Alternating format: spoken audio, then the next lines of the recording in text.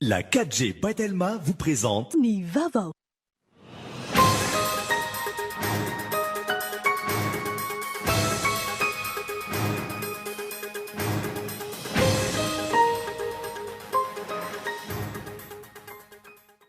Lamina tamin'ny ankapobeny ny andro voalohany amin'ny fanadinana bakalorea raha ny teto Antananarivo manokana. Nidina ifotony tompona andraikitra avy eo anivon'ny Oniversité an'Antananarivo ny maraina teo nitety ireo ivon-toeram-panadinana. Tsy maintsy rosoana ny fanatanterana ny tetikasa ny filoham-pirenena Tanamasoandro. Isan'ny mahazava-dehibe ity tetikasa ity ny famoronana asa maherin'ny Rahetsy. Olona ara-pahamehana amin'izany ireo mponina amin'ireo komina roakasika.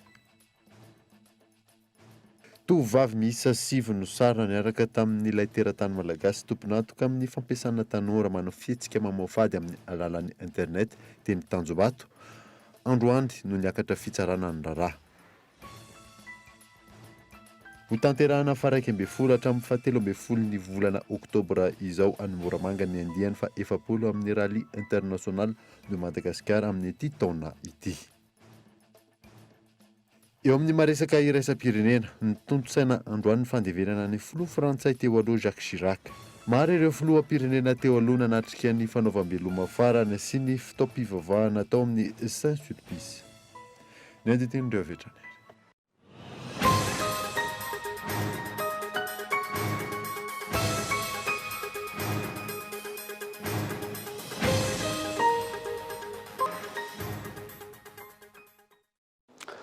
Finaritra tompoko lasy tompoko vavy fotoana vaovao eto amin'ny Kultivika manasanao anaraka izany hatramin'ny farany.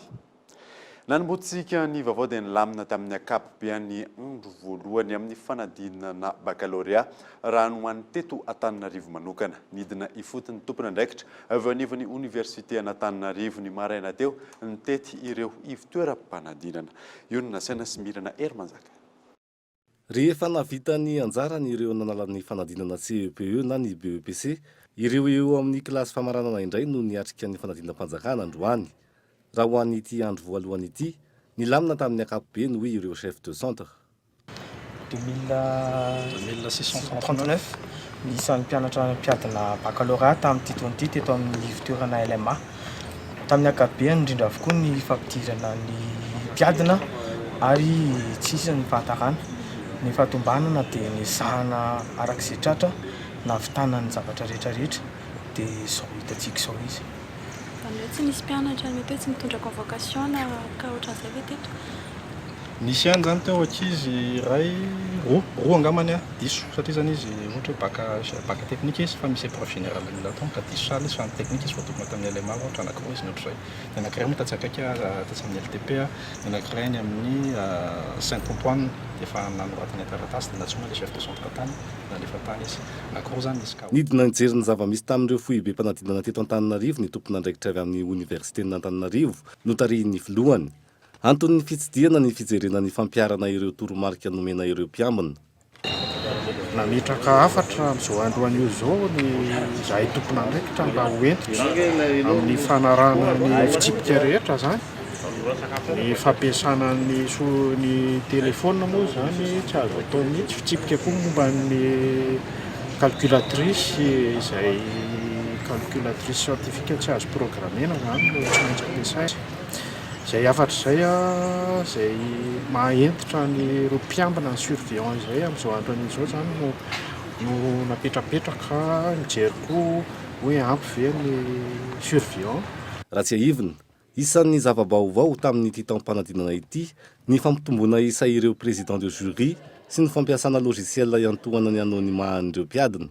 Ny voka-panadinana amin'ity baccalauréat ity izay voaka mialohan'ny fiafaran'ny volana oktobra araka ny nambaran'ny tompona andraikitra avy amin'ny direction des examens nationaux Antananarivo. Tazana teny amin'ireo mpiadina ny fahavononana hiatrehana ny fanadinana baccalauréat izay nanomboka androany. Ny taranja filozofia sy ny taranja anglais natao tamin'ity androany ity. Angelo Toljanary. Ny taranja filozofia no nanokafana ny fanadinam-panjakana baccalauréat io maraina io. Amin'ny ankapobeny, ny fifidianana ny lazadina natao no tena nanahirana azy ireo tamin'izany. Ny toy tamin'ny taranja anglais zany ny tapany ariva. Ny taranja matematika kosa no tena atahoran'ny akamaroan'ireo mpiadina raha nambaran'izy ireo. Sary lavitra tena sarosarotra ihany koa ilay karazana azo vita amin'ireny fa mba nisy azo leferina ihany teo misy GM resaka momba ny science mifandrendreka amin'ny filozofia. Sujet 2 ny hitako hoe mokatao momba ny entana ilay izy. Dia inona zao ny taranja tena atahoranao amin'ity bac ity? Matematika no tena hoe. Fa maninona hoe matematika? Izy hoe scientifique mampiasa saina be amin'ilay izy. Maro ireo ray aman-dreny no tazana manodidina ny toeram-panadinana. Tao ireo nanatitra sakafo ho an'ny zanany satria lafim-podina ialana amin'ny fivezivezena. Ana zany amin'ny fikarakarana ilay ankizy hoe hanala fanadinana satria vao izay koa ilay zaza vao nanana zaza hanala fanadinana izay tany. Ianao zao hitanay hoe misafidy manokana anaty vary ny ankizy, inona no mety hoe anton'izay? Ny antony zany dia mba hoe hanana fahatonina tsara ilay ankizy amin'ilay raha mody izy misy embouteillage raha bus fantatra izay eny an-dalana iny dia aloha aterina ny tsisy fitaintainana eny an-dalana fa tonga dia Araka ny fantatra, ny alakamisy izao no hifarana ny fanadinana baccalauréat ho an'ireo mpiadina amin'ny fampianarana ankapobeny. Afa-tsy ireo ny safidy ny hanao fanadinana an-tsoratra ny taranja fanatanjahantena. Mbola hitohatra amin'ny herinandro ambony kosa izany ho an'ireo mpiadina teknika. Lafim-baovao hafa kosa indray dia tsy maintsy rosoana ny fanatanterahana ny tetikasan'ny filoham-pirenena Tanamasoandro. Isan'ny mahazava-dehibe ity tetikasa ity ny famoronana asa mahery Rahetsy. Ola aram-pahamehana amin'izany ireo mponina amin'ireo komina voakasika. Iona saina. Isan'ny tetikasa goavana indrindra ho tanterahana eto Madagasikara ny fanorenana ny tanàna vaovao Tanamasoandro izay tetikasan'ny filoham-pirenena Andry Rajoelina. Ity tetikasa ity izay mamala ny filan'ny tanan-dehibe amin'izao fotoana izao manoloana ny fahaterena iarahan'ny rehetra mahita eto amin'ny tanàna Antananarivo. Natetikasan'ny filoham-pirenena azy tsy atao botolo sy tery-vaimanta ny fanatanterahana azy araka ny nambaran'ireo tompon'andraikitra. Atao manaraka ny fenitra sy ny kalitao iraisam-pirenena ny fanorenana azy izay iarahan'ireo manam-pahaizana sy teknisianina malagasy sy vahiny misalaha. Isan'ny fanamby apetraka ireo teknisianina ireo ny fahavitany avenue principale ao amin'ny Tanamasoandro mialohan'ny volana Jona 2024 ka ao amin'ity tanàna vaovao ity no ankalazaina ny fa 80 taona ny fahaleovantenan'i Madagasikara amin'ny taona ho avy. Aorian'izay no hiditra amin'ny dingana faharoa ny asa eny amin'ny tanàna vaovao ka irefy 420 sy 300 hektara ny haben'ny Tanamasoandro atao anatin'ny 5 taona.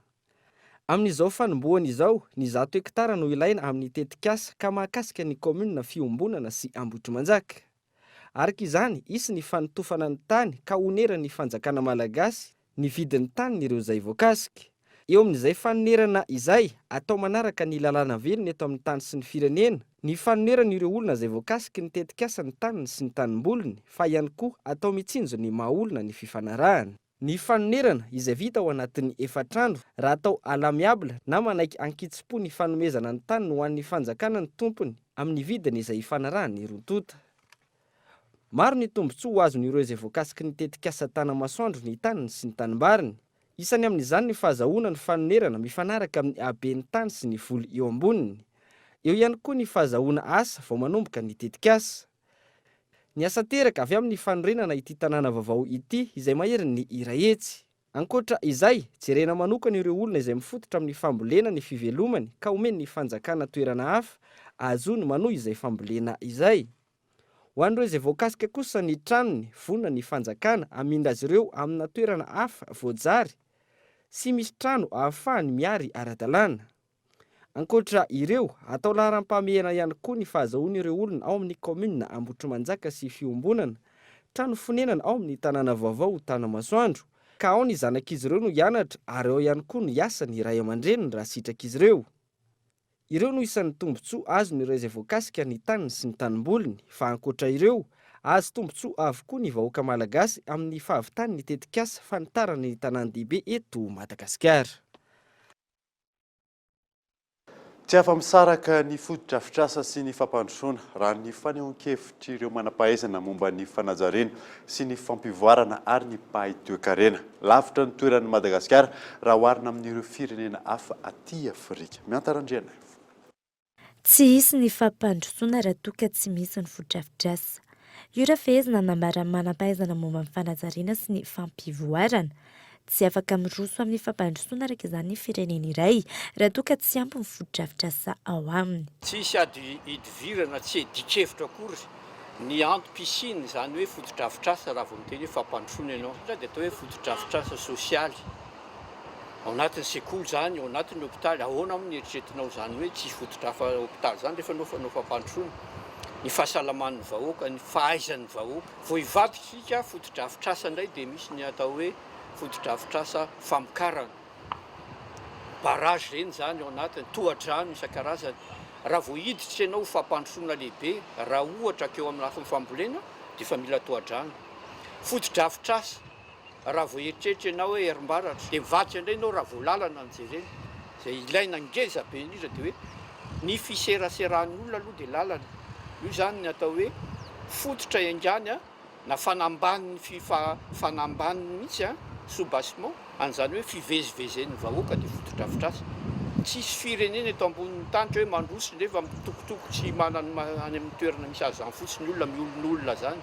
Raha mijery any amin'ny tany mandroso zao tsika, tonga amin'ny toerana iray ianao ohatra fotsiny zao hoe tonga ao a Berlin ianao any Allemagne, tonga ianao amin'ity taon'ity dia miverinao amin'ny heritaona dia efa misy foto-drafitrasa be dia be mitsangana vaovao indray eo amin'ilay toerana, ary misy toerana izay efa hitanao taloha ary. Ohatra hoe tao ianao nandritra ny 5 taona taty aoriana, efa tsy hitanao eo intsony indray fa efa miova gratte-ciel na miova parc na miova, izany hoe isa taona zany dia tsy maintsy misy foto-drafitrasa. Izay mampandroso hainganandry zareo. Aty Afrika isan'ireo gisitry Madagasikara raha ny fananganana izany no jerena.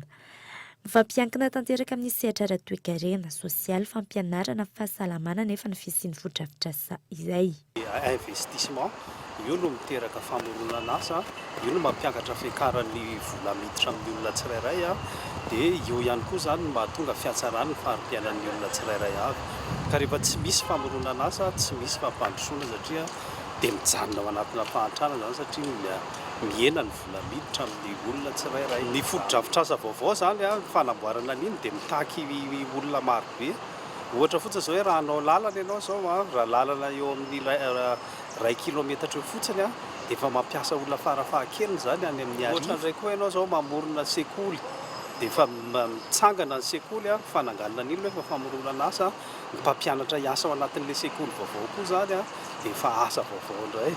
Dia ohatr'izay na fananganana hôpitaly, ny foto-drafitrasa rehetra zany dia samy miteraka famoronana asa daholo. Laharam-pamehan'ny fitondram-panjakana amin'izao fotoan'izao raha tsy ahivina amin'ny fananganana foto-drafitrasa maro manerana ny nosy. Tafiditra amin'izany ny fanamboaran-dalana, sekoly manara-penitra, oniversite, hôpitaly sy ny maro hafa. Tanjona amin'izany ny ahatratrarana anatin'ny fotoana fohy ny fampandrosoana eto Madagasikara.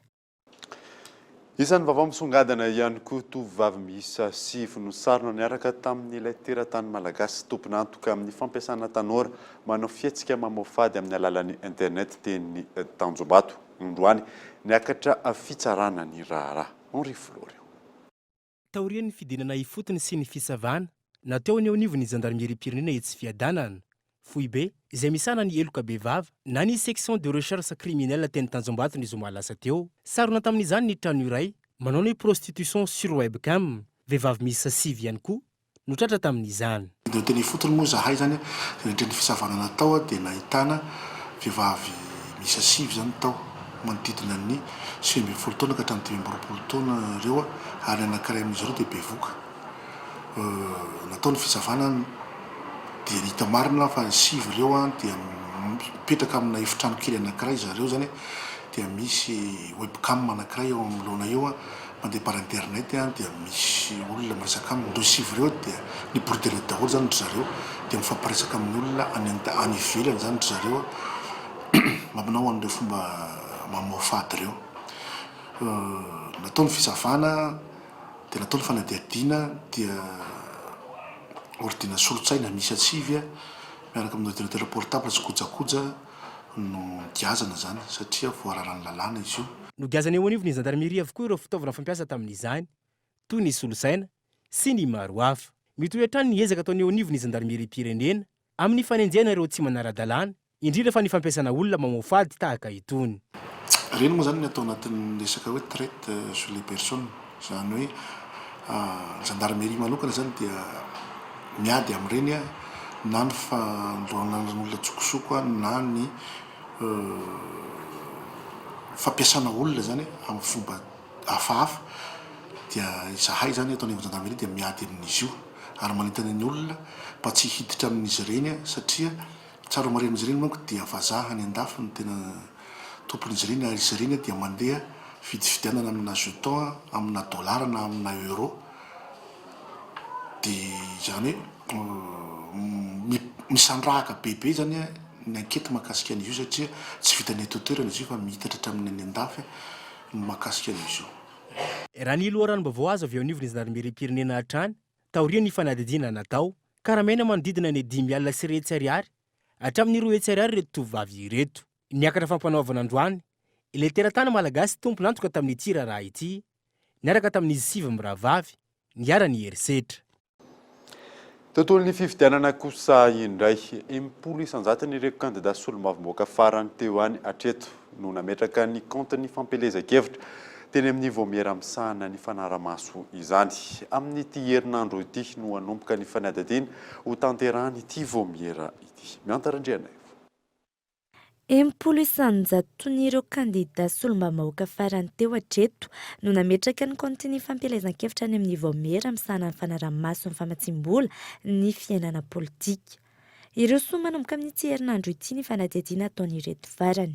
Dia ny ampitson'io ihany zany lay voamiera lay commission de contrôle du financement de la vie politique dia mamoaka ny anaran'ireo le candidat zay nametraka le compte tao amin'io le voamiera io dia miasa zany le voamiera manomboka eo dia manao ny fanadihadiana mo ny fanaraha-maso andreo le compte ny fampelezan-kevitra reo dia ny tsy maintsy ataon'ilay voamiera ndraiky kosa aorin'izay dia ny manao tatitra pahabe maso hoe izavy reo le candidat zay na feno fepetra nanaja ny voalazan'ny lalàna eo amin'izay lay compte ny fampelezan-kevitra zay dia avoakany miaraka amin'izay ihany koa reo le endrika tsy fanarahan-dalàna zay nataony candidat zany mahakasika an'io le compte ny fampelezan-kevitra io. Izy aorian'ny fanadihadiana ny fampiakarana amin'ny fitsarana mahefa ny raharaha toka misy ny tsy fanaran-dalàna hitany voamiera ity. Mety hitoetra amin'ny fialan'ny solombavamboaka amin'ny toerana izany raha ny fanazavana. Endrika famotsim-bola na fandikan-dalàna ara-bola dia io le commission de contrôle io zany no mapakatra ny raharaha any amin'ny sapam-pitsarana mahefy didy izay avoakan'ny fitsarana zany dia manakana ilay olom-boafidy tsy ahafahany manohy ny asany dia ny fombafomba ataony zany dia in'ilay didim-pitsarana iny no ampahafantarina ny any amin'ny antenimera-pirenena dia ny filohan'ny antenimera-pirenena ndraiky kosa zany no mandefa izay any amin'ny fitsarana avy mbany lalam-panorenana milaza fa misy an'ilay trangan-javatra dia ny fitsarana avy mba lalam-panorenana amin'ny mahakasika ny solombavambahoaka no mampiseho fa hita fototra lay fisily lay didim-pitsarana dia milaza ihany koa zany ny fahabanga-toerana ao amin'ny antenimera-pirenena ary mandray ny didy amin'ny fanoloana lay olo-boafidy ao amin'ny antenimera-pirenena. Tapitra ny faharoa ny volana oktobra izao raha tsy ahivina ny fahafahana mametraka izany. Tsy ny fifidianana solombavamboaka iny ihany, tahaka izay ihany koa ny fifidianana kominaly izay ho toto-saina afaka herinandro vitsy. Izany hoe tsy maintsy manendry mitantam-bola ny fampelezan-kevitra ireo candidat ary tokony hametraka ny compte manontolo any amin'ny voamiera misahana izany.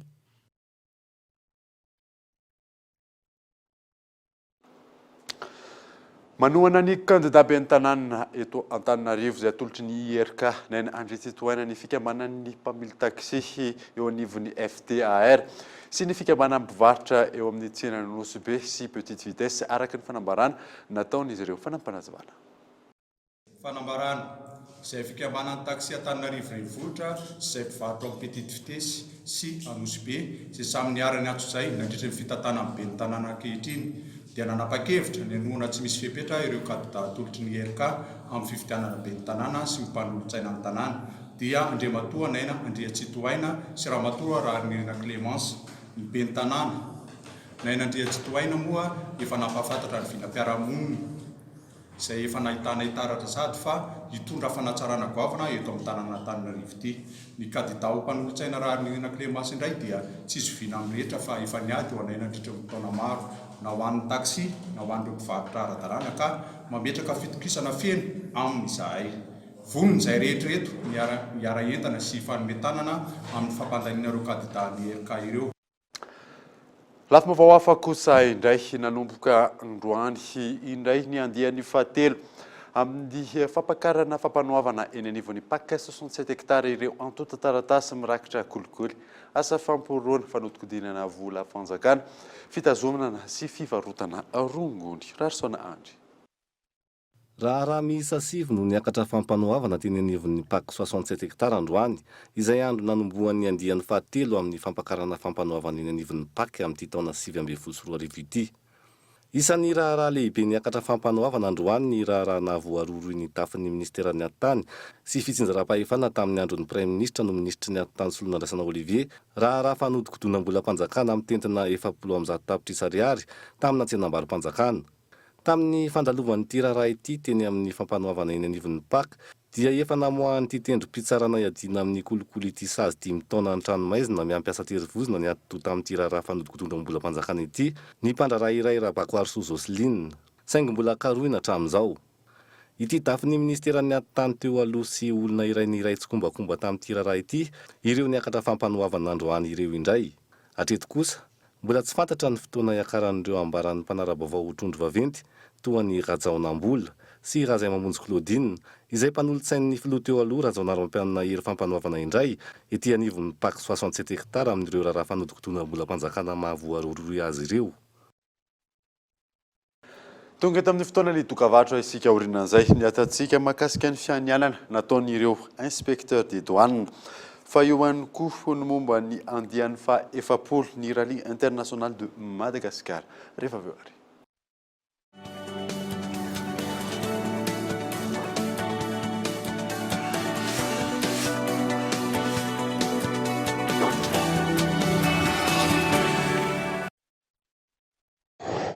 Briquet BIC.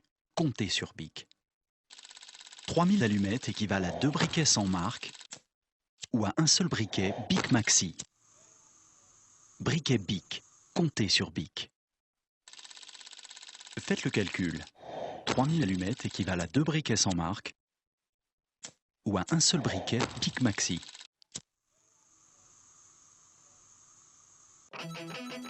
Eo ambany fiahin'ny filoham-pirenena malagasy Andriamatoa Andry Rajoelina, eo ambany fitantanan'ny lehiben'ny gouvernemanta malagasy Christian Tsay, ny ministera amin'ny fanajariana ny tany, ny toeram-ponenana ary ny asa vaventy dia manasa antsika hanatrika amin'ny fionan-dom-pirenena momba ny tanàn-dehibe andian'ny fahatelo izay ho tontosaina ny 7 hatramin'ny 7 oktobra 2024 avy izao ao amin'ny village voaran-dotam-penaka. Loha hevitra-hodinihana amin'izany, la ville levée de l'émergence de Madagascar. Tsy misy vidim-pidirana.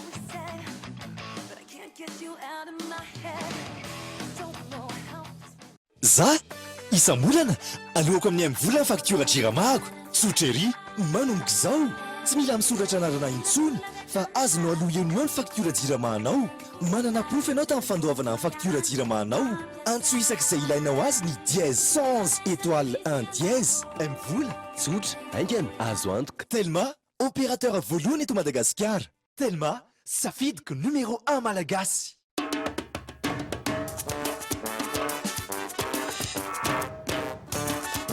Stylo Bic Cristal. Hitanao eny amin'ny mpivarotra rehetra na any am-piasana na any am-pianarana.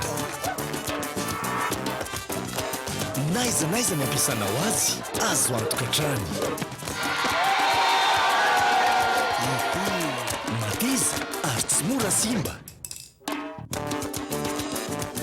Stylo Bic Cristal maharitra.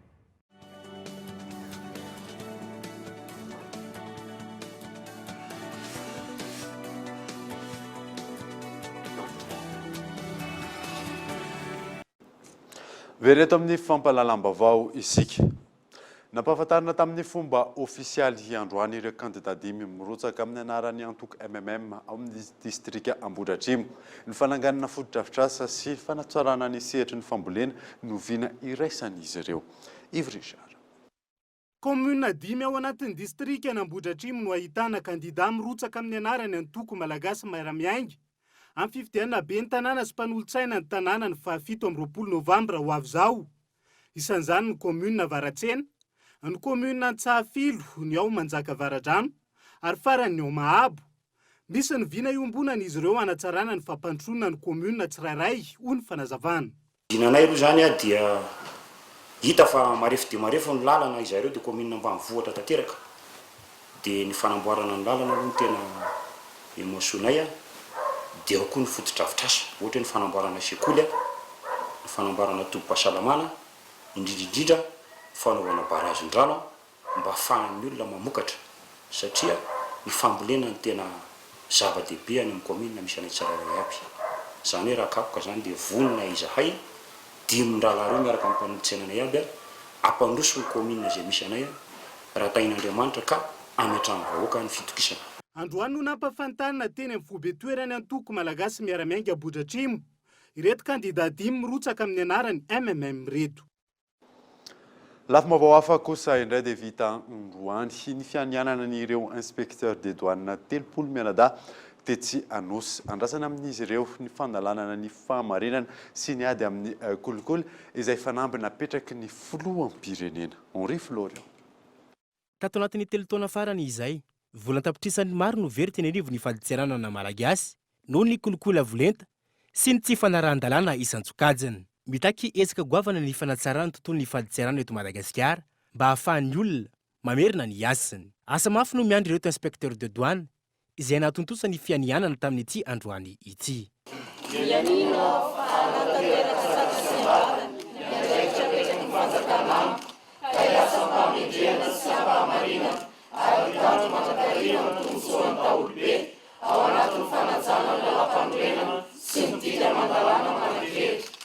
Ao anatin'ny kion-dalana, hanarena ny firenena eo amin'ny sehatra maro samihafa ny mpitondra sy ny vahoaka amin'izao fotoana izao.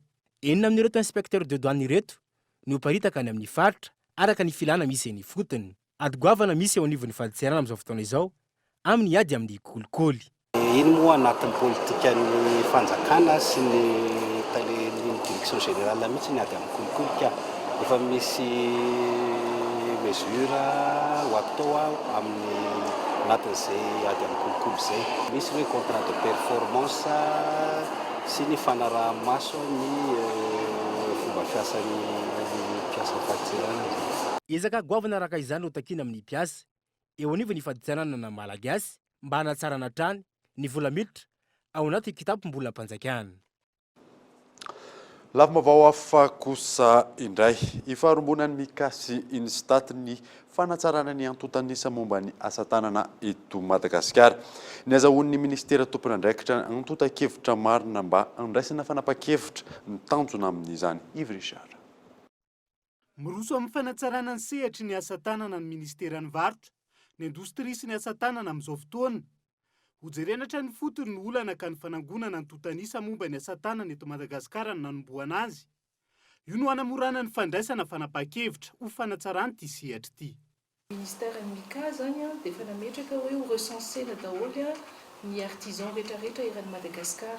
Izay efa fantatritsika fa misy autour ny 2 millions ny isan'ny artisan eto Madagasikara. Ka ahafahana mandrindra izay dia natao fiafarana miara-miasa zany miaraka amin'ny Instat ahafahana maka an'izay données izay ao amin'ny Instat. Dingana lehibe tokoa izany eo amin'ny sehatra ny fampandrosoana ara ekonomika satria fampiasana ireny données ireny dia ahafahantsika mandrindra ny tsena, mandrindra ihany koa ny sehatra tsy miankina.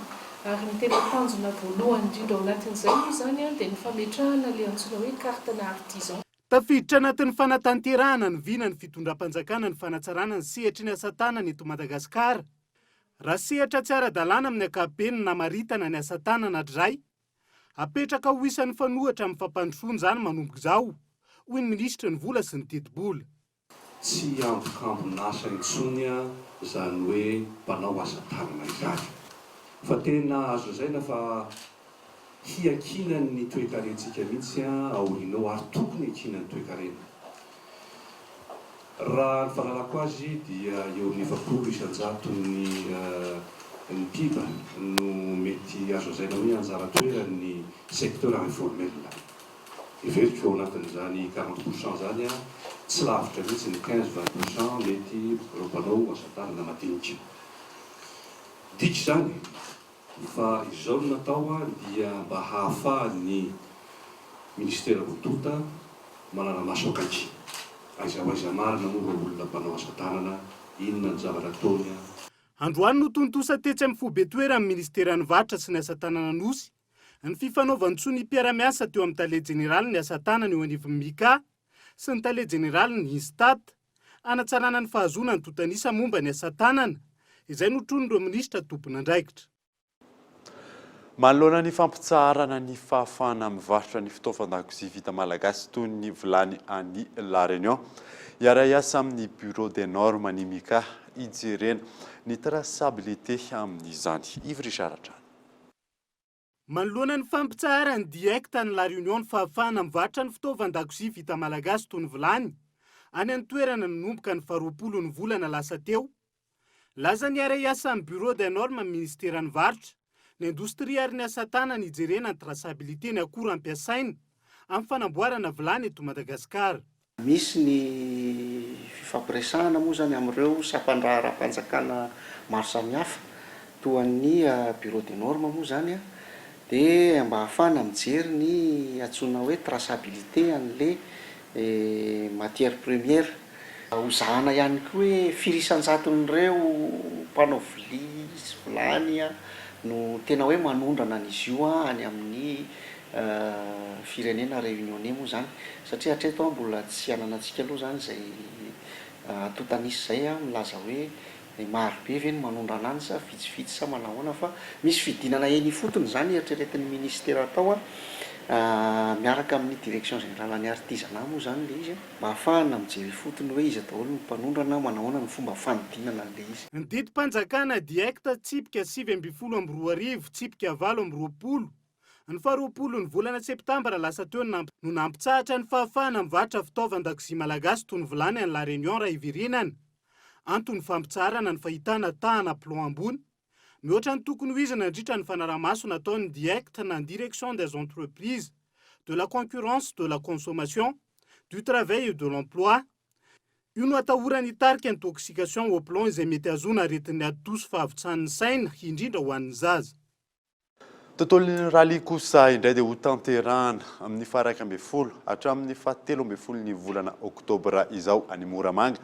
Ny andiany fa 70 ny rally international de Madagascar amin'ny ity taona ity. Ankoatran'ny fanasana mpanamora avy any La Réunion sy ny maro hafa maro no ampiavaka ity andiany manaraka ity fanadina.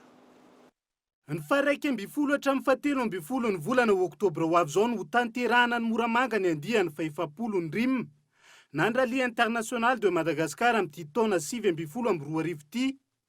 Tafiditra ao anatin'ny andiany fa 7 sady farany fiadina ny tompon-daka ny Madagasikara amin'ny fanamorina fiarakodia ny RIM 7/12. Ankoatra ny fanasana mpanamory avy any La Réunion sy ny maro hafa, maro ny ampiavaka ity andiany manaraka ity. Mitazomina ny alaviran'ny preuve spéciale, zany hoe tsy latsaka ny 200 km. Amin'ity retour ity zao 212 km ny preuve spéciale. Zay angamba efa mahazatra ny concurrent angamba ny elavan'ny preuve spéciale fa amin'ity retour ity zany hoe fuifuy daholo ny preuve spéciale. Ataoko hoe ny lavandrina angamba 16 km fa nisany no ataoko hoe misimisy 6 nisany. Ao anatin'ny 6 ndraiky 10 ny samihafa fa misy anaty valo moa zany ny iverimberenana zay anankiray zay ataoko hoe ny raha anankiray koa zany ataoko hoe mampiavaka anazy no ny alaviran'ny liaison. Matetika ny rally zany raha jerevantsika dia ny liaison lava kokoa noho ny épreuve spéciale. Amin'ity zany ny zana ny concentré na tamin'ny toerana anankiray ny épreuve spéciale fa nakaikaiky eo daholo liaison miala amin'ny spécial anankiray mamonjy ny spécial anankiray ataoko hoe ny lavandrina angamba no 6 km Izany hoe zany ny pilote zany tsy anam-potoana akaina mihitsy fa vao mivoaka amin'ray dia miditra amin'ny anankiray, vao mivoaka amin'ny anankiray dia miditra ao anatin'ny anankiray.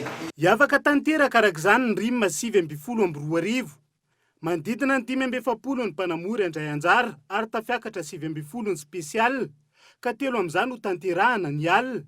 Ananika ny 700 faingo 5:30 kilometatra ny refiny spesial rehetra ka 7 faingo 4:50 kilometatra ny fohy indrindra raha 9:20 faingo 7 kilometatra ny lavindrindra amin'izany. Dia izay mamarina vaovao tamin'ity alina ity, hankasitrana ianao nanaraka izany soa fa tsara atao tompoko.